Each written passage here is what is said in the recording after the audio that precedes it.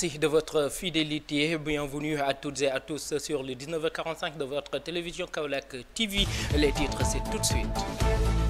Le regroupement national des chauffeurs et transporteurs du Sénégal a un nouveau visage à la tête du dit regroupement. C'est M. Damlo qui s'avère être le nouveau président de ce regroupement. Samedi 11 mars 2023 marque la cérémonie de lancement du mouvement nommé And Djemel Saloum. À sa tête, Mam Diara Djong. Plus de détails dans ce journal. Problème de litige foncier à Koutal. La population pointe du doigt la mairesse Aïssatou Ndiaye. Ces titres seront suivis de l'actualité internationale et du sport. Tout de suite, le développement.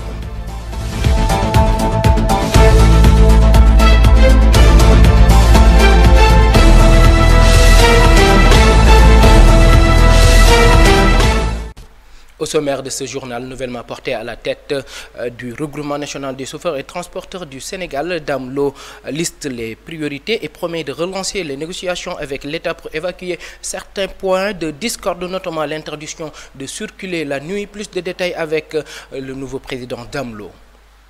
Donc, en tant que président régional, le président Damlo était mon vice-président.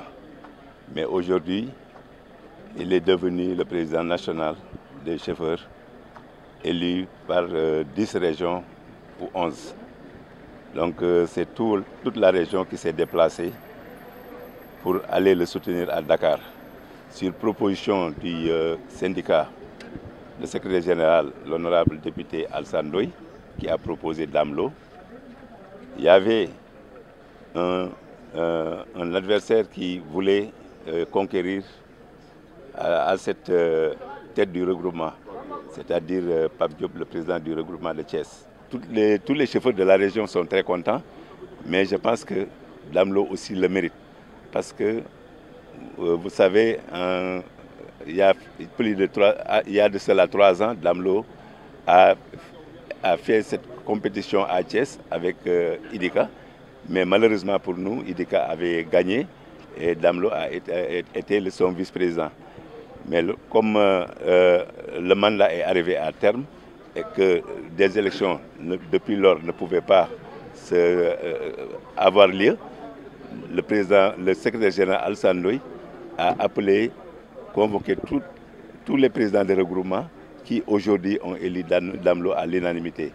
Il y avait qu'un seul adversaire, Pape Diop, mais après avoir discuté avec Pape Diop, il a accepté de s'arranger derrière Damlo pour être le vice-président. Donc le bureau complémentaire sera fait ici à Kaolack. Donc, je pense qu'il a parlé du renouvellement du parc, il a parlé des Allo Dakar, c'est-à-dire les Wargaïndé. Et comme on n'a pas encore élargi le bureau, on n'a que le président et le vice-président. Inch'Allah, le jour qu'on va installer le bureau, Inch'Allah, on parlera des priorités. Le bureau à grande vitesse, travail, application business, BGVTAP accompagne l'État du Sénégal dans sa politique de création d'emplois et de promotion de nouveaux entreprises, structures de formation et de création d'emplois, a eu à tenir une point de presse au niveau du cœur de ville de Kaolack. Amadou Teteba était le porte-parole du jour. Écoutons-le au micro de El Hadji Babawad. Bon, un sentiment de fierté. Parce que j'ai vu des personnes que j'ai développées, que j'ai formées, qui ont réussi. Ça, ce n'est qu'une satisfaction morale que j'ai. Et j'ai vu aujourd'hui aussi d'autres jeunes qui sont en train de suivre cette même formation. Et j'ai un pressentiment qu'eux aussi vont réussir comme les autres, comme leurs aînés. Bon, je peux dire que ça, c'est mon gagne-pain d'abord. Je peux dire que j'ai maintenant plus de 23 ans d'expérience dans ce domaine. Et que nous aussi, notre travail, on nous demande toujours de donner l'opportunité comme on l'a donné, comme on l'avait reçu. C'est ça que nous a poussé à arrêter toujours avec les jeunes pour les pousser davantage à gagner cette même opportunité que nous avons gagnée. Je peux dire que rien n'est facile dans cette vie d'abord. Mais quand même, c'est passionnant. Quand une fois on est entré dans la société, on se voit que déjà, il y a la passion, il y a l'amour du travail, il y a la qualité de la formation en développement personnel. Donc tout ça, c'est des facteurs qui nous ont plus motivés à faire ce travail. Et puis, de voir des jeunes qui étaient désœuvrés, et on les amène à avoir maintenant la confiance et la motivation de gagner leur vie dignement ici au Sénégal même. Et moi, ce qui m'a fait beaucoup plus plaisir, des jeunes qui étaient désœuvrés, même pensaient à quitter le Sénégal pour faire le Barça, ils ont compris que maintenant, il y a mieux. BGVTAB est là à trouver des solutions pour ces jeunes. Donc tout ça, c'est des choses qui m'ont tout motivé à rester avec les jeunes, à travailler avec eux, à les former davantage pour qu'ils soient des chefs d'entreprise dignes et gagner leur vie dignement aussi. La bonne attitude, tout court. Nous cherchons toujours à accompagner l'État dans sa politique de lutter contre le chômage. Vous savez, partout dans le monde, le problème de chômage est récurrent. Nous, BGVTAB, on se dit, maintenant, nous allons apporter notre pierre à l'édifice pour ce grand combat que le président du Sénégal mène, à savoir donc la lutte contre le chômage des jeunes, la lutte pour la création de l'emploi des jeunes. Donc nous créons de l'emploi. Je peux dire que nous apportons notre pierre à l'édifice. Formé par ce même bureau, Adama Awa Diallo, top leader, salue la mission de l'entreprise et invite les jeunes à y intégrer. Si l'on en croit, le bureau permet à ces sociétés de gagner leur vie, mais d'adopter des comportements adéquats afin d'être le levier de développement. Adama Awa Diallo, nous suivons au micro d'El Haji Babawal, image Babakar Mbaye. Franchement, c'est parce que la formation, c'est une formation qui lutte contre le chômage et l'immigration aussi clandestine. Ça aide les jeunes pour travailler, pour lutter contre le chômage, en grosso modo. J'ai gagné beaucoup de choses, beaucoup de choses quand même. La formation m'a apporté beaucoup de choses, comme le changement par la communication et le comportement entre vis-à-vis et les autres quand même, la société. Un comportement positif, il faut être toujours positif vis-à-vis de tes formateurs ou tes supérieurs. Il faut travailler, encore travailler, beaucoup travailler sans juger, quel que soit le job, sans juger le job. Parce qu'il y a beaucoup de gens qui jugent notre formation, de nous traiter comme des vendeurs ou des gens qui sont aptes sur le terrain pour circuler. Non, c'est pas ça. Nous sommes des éléments qui font la formation. Et en nous regardant ou en nous voyant, vous voyez la formation dans nous.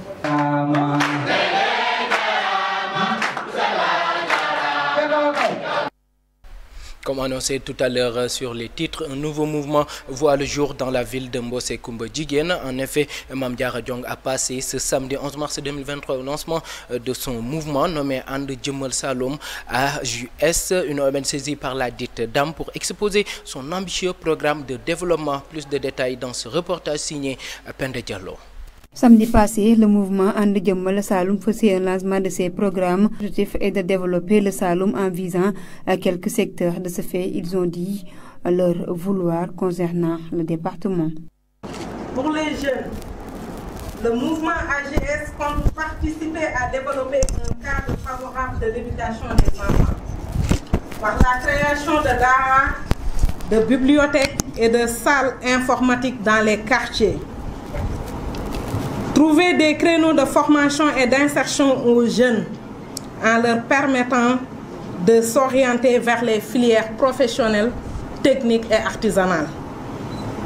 Le mouvement AJS compte faciliter l'accès aux bourses de formation et aux financements innovants des structures étatiques afin de permettre aux jeunes de pouvoir entreprendre, mais aussi promouvoir une bonne couverture médicale accessible aux populations en général et aux couches vulnérables en particulier. De ce fait, le mouvement compte accompagner les femmes en leur offrant des formations accompagnées de financement pour leur propre intérêt. Pour les femmes, le mouvement And Djemal Saloum compte accompagner les femmes dans la mise en place de groupements d'intérêt économique, GIE, pour accéder au financement, mais également les former à mener des activités génératrices de revenus et productrices d'intérêt pour la promotion de leur autonomisation, transformation des ressources naturelles de la localité.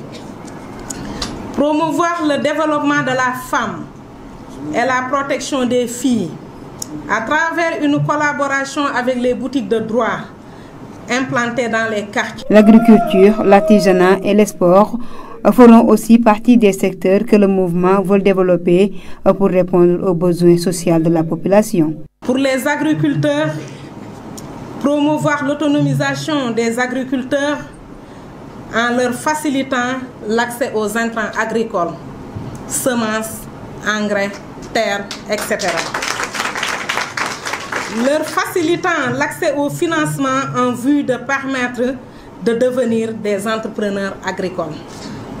Pour les artisans, le mouvement And Djemal Saloum compte favoriser l'accès à la formation et à la capacitation des apprentis et maîtres apprentis en vue de favoriser leur professionnalisation, leur permettant d'accéder à la commande publique. L'AJS compte mettre en place un fonds de garantie permettant de visualiser l'accès au financement et à l'équipement des artisans. Pour les acteurs culturels et sportifs, l'AJS compte participer aux activités socio-culturelles dans le développement pour répondre aux besoins de la vie sociale à travers des associations culturelles, troupes théâtrales et autres, mais aussi favoriser la promotion du sport dans le département en appuyant les ASC existantes en ressources financières et matérielles, accompagner les écoles de football, de basketball, d'handball, de lutte, etc. D'après son discours, ajouté à un objectif qui vise la population de Saloum pour une meilleure politique des ressources qui sont sur le département. Problème de litige foncier dans le département de Kaolack, commune de Ndiafat, plus précisément au village de Koutal Serel. La population très en colère envers la mairesse Aïssatou Ndiaye.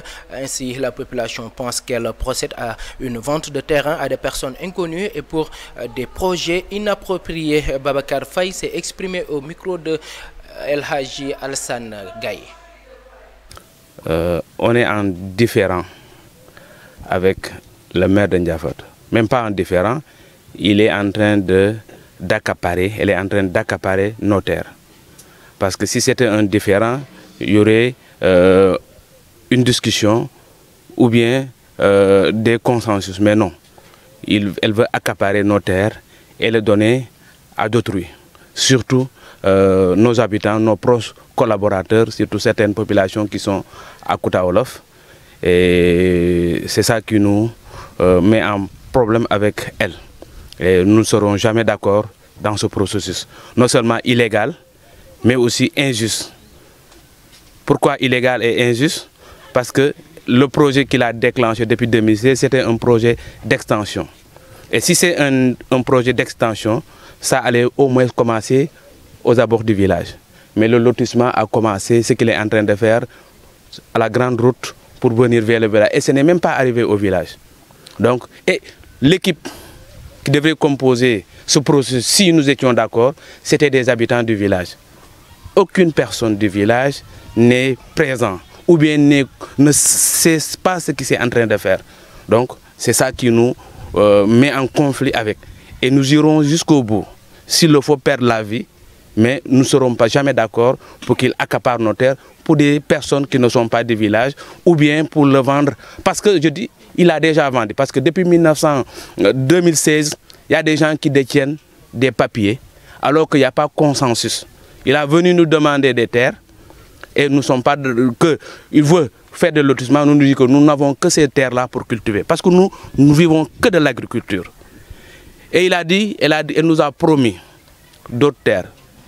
Les terres qu'il nous a promis, elle-même et les anciens présidents communautaires l'ont déjà vendues ou bien concédé à quelqu'un. On lui a dit que nous, on ne peut pas concéder nos terres parce que nous n'avons pas. Il dit que maintenant, je n'ai plus dans les droits de le faire. Je dis que non. Pour que nous cédons nos terres, il faut que vous puissiez remplacer. Et puis, la loi ne lui concède que 5 hectares. La mairie ne peut pas dépasser 5 hectares. Le sous-préfet ne peut pas dépasser 10 hectares. Seulement le gouverneur peut concéder plus de 100 hectares. Et elle a pris 135 hectares. Et même plus sur nos terres. Avec des documents faux. En perspective des élections présidentielles prévues ce 25 février 2024, le responsable politique d'APR Ndofane a effectué une visite de proximité à Keur Socé dans le cadre d'une tournée politique dans le département de Kaolack, histoire de remobiliser les troupes pour revendiquer l'identité et le statut du département de Kaolack. Cheikh Ndiaye, le responsable politique APR Ndofane, nous suivons au micro de Kaolack TV. Qu'aujourd'hui, à Keur Socé, nous sommes venus parce que nous considérons que le moment est venu de sillonner tout le département de Kaolack pour remobiliser les troupes. Remobiliser les troupes pour revendiquer l'identité du département de Kaolack. Revendiquer le statut du département de Kaolack. Revendiquer la valorisation des cadres et des responsables politiques du département de Kaolack.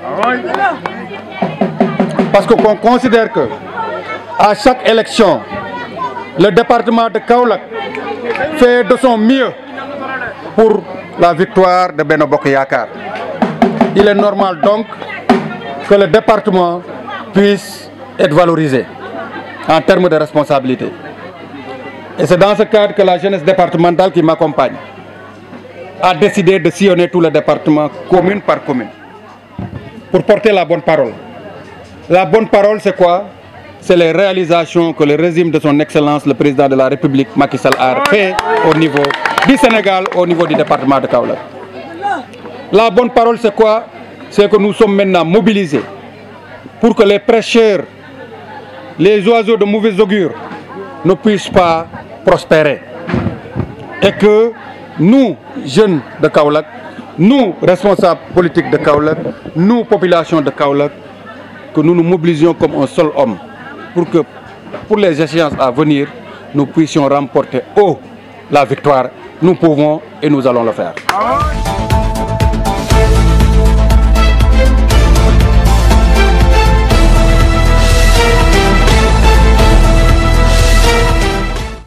Trêve de la première partie de cette édition. La seconde est entièrement consacrée à l'actualité internationale et du sport.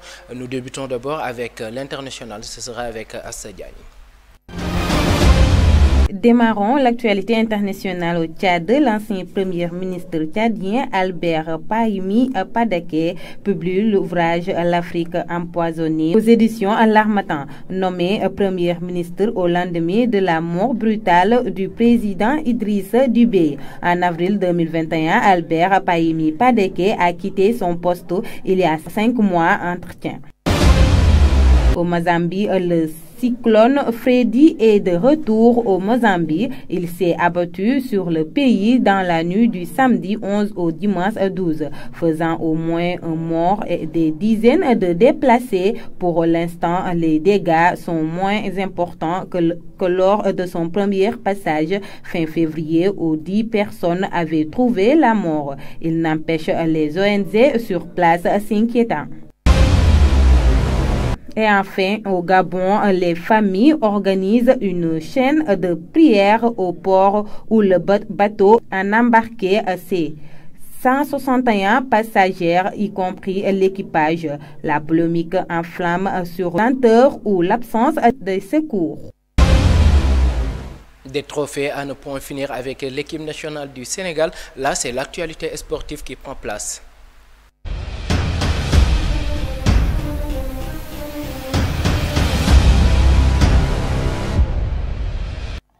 Ce dimanche, les amateurs de lutte avaient rendez-vous à Kaolack pour assister au combat entre Baye Mandione et Bébé Saloum. C'est dans les stades Lamine Gueye que le combat s'est déroulé avec la victoire de Bébé Saloum. Chose promise, chose dure, Bébé Saloum malmène et terrasse son adversaire Baye Mandione. Le leader de Kaolack l'avait promis à ses fans lors de son open press à Niary Tally. Bébé Saloum affirmait être plus fort et plus technique que son adversaire et s'y ajoute que 1000 combats, il sera le vainqueur face à Baye Mandione.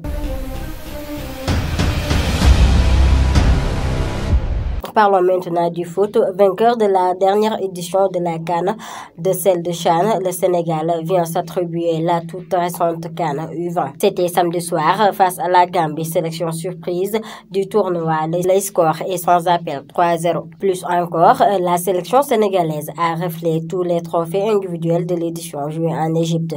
Meilleur joueur du tournoi, meilleur joueur de la finale, meilleur gardien et meilleur buteur. Les Sénégalais ont survolé le tournoi, remportant tous leurs matchs en marquant 14 fois sans encaisser le moindre but. Coupe du président de la Ligue de Dakar, Idrissa Diop. DMD s'impose en cadet, Amgelo triomphe chez les juniors. La première édition de la Coupe du président de la Ligue de Dakar de judo, Idrissa Diop a vécu samedi au dojo national au terme des combats. Les cadets du judo, Momar Dieng, DMD, sont distingués, tandis que Cheikh Diop, DMD, que le judo club Amgelo a dicté sa loi dans la catégorie des juniors.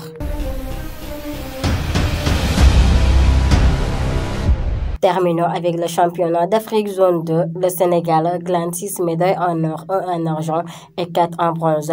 Les finales des championnats d'Afrique de boxe de la zone 2 se sont déroulées le week-end. Le Sénégal a décroché 6 médailles en or, 1 en argent et 4 en bronze pour devenir champion zonal. L'équipe nationale du Sénégal a fait le plein samedi sur les 3 combats qui l'ont opposé au Niger, Guinée-Bissau, Cap-Vert, Guinée-Bissau, Cap-Vert. Premier combat sur le ring, Papa Mamadou Sow a battu le Nigérien Shahabi Gado, l'appétit volant en mangeant. Le Sénégal gagne son deuxième combat avec Cheikh Tidiane, qui renvoie à terme le Bissau-Guinéen Jorgito Sea. Et enfin, Mohamed Tafsir clôt cette journée en battant Sifonelo Borges du Cap-Vert.